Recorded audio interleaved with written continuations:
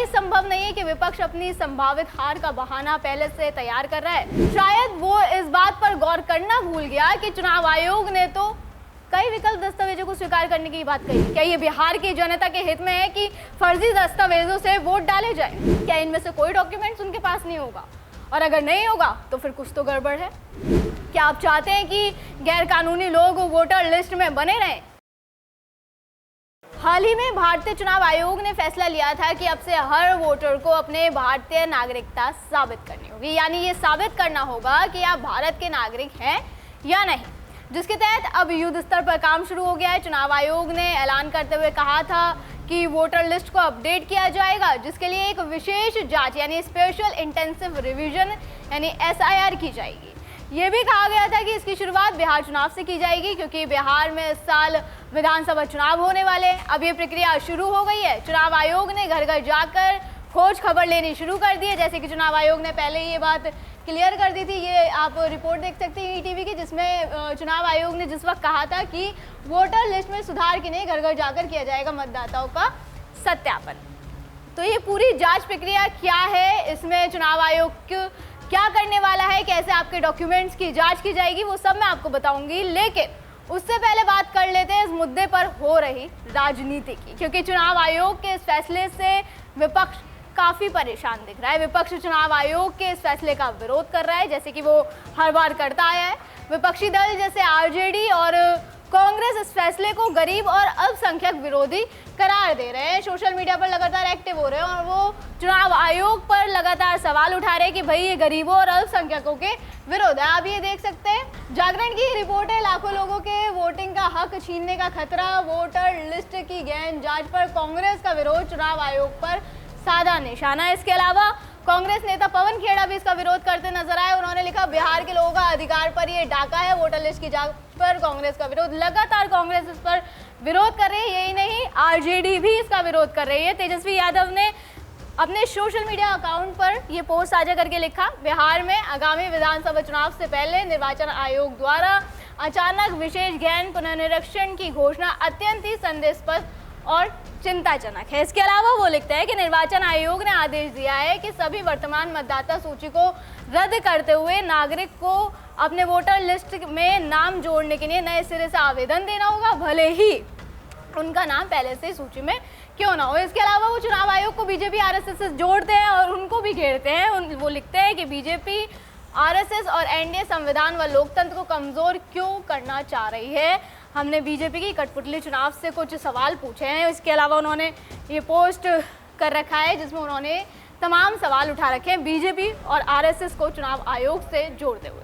अब देखिए, RJD और कांग्रेस का दावा है कि इस प्रक्रिया से गरीब और अल्पसंख्यक वोटरों का नाम हटेगा, क्योंकि उनके पास दस्तावेज नहीं है। लेकिन शायद वो इस बात पर गौर करना भूल गया कि चुनाव आयोग ने तो कई विकल्प दस्तावेजों को स्वीकार करने की बात कही है ना, जैसे स्कूल सर्टिफिकेट हो गया, राशन कार्ड हो गया या स्थानीय पंचायत का प्रमाण पत्र हो गया। मतलब वोटर्स के पास कोई एक ऑप्शन नहीं है, कई ऑप्शन है उनके पास ये साबित करने के लिए कि वो इस देश के नागरिक हैं। क्या इनमें से कोई डॉक्यूमेंट्स उनके पास नहीं होगा?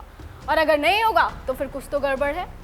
ऐसे में क्या विपक्ष का ये विरोध जायज़ है? क्योंकि चुनाव आयोग ये जांच करके सिर्फ उन लोगों को निकालना चाहता है जो अवैध तरीके से हमारे देश में रहकर वोटिंग प्रक्रिया का गलत फायदा उठा रहे हैं। चुनाव आयोग का ये प्रयास वोटर लिस्ट में फर्जी और गैर पात्र मतदाताओं को हटाकर चुनाव को और अधिक निष्पक्ष बना रखना है। इस प्रक्रिया से अवैध प्रवासियों जैसे रोहिंग्या, जिनके पास भारतीय नागरिकता का कोई सबूत नहीं है फिर भी वो हमारे देश में रह रहे हैं, वोटिंग का फायदा उठा रहे हैं, उनको वोटर लिस्ट से हटाया जाएगा इस प्रक्रिया के तहत, जो देश की सुरक्षा के लिहाज से ज़रूरी भी है। और अगर आप चुनाव आयोग पर इस तरह से सवाल उठाते हैं तो सवाल आप पर भी उठता है कि क्या अवैध वोटर्स, रोहिंग्यों की संरक्षण देने की बात कर रहे हैं आप?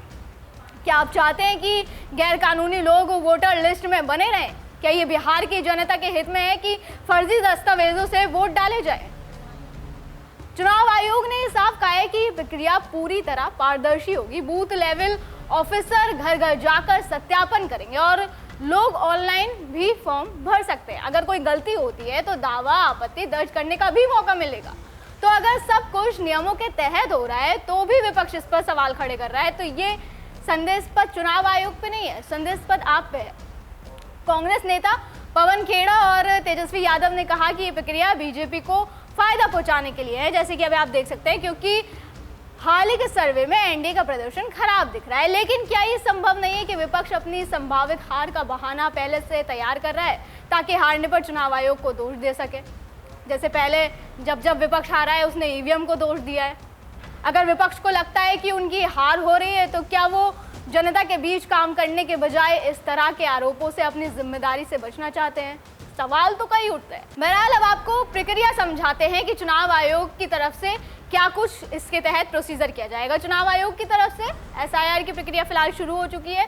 चुनाव आयोग ने इस पर काम करने के लिए बूथ लेवल ऑफिसर्स यानी बीएलओ को जिम्मेदारी दी है। बीएलओ हर इलाके में नियुक्त सरकारी कर्मचारी होते हैं, जैसे कि स्थानीय स्कूल शिक्षक, आंगनवाड़ी कार्यकर्ता या फिर कोई और सरकारी कर्मचारी। ये लोग आपके बूथ मतलब वोटिंग एरिया के लिए जिम्मेदार होते हैं। तो बीएलओ रविवार से हर उस घर में जाएंगे जहां 2003 के बाद वोटर लिस्ट में शामिल हुए मतदाता रहते हैं।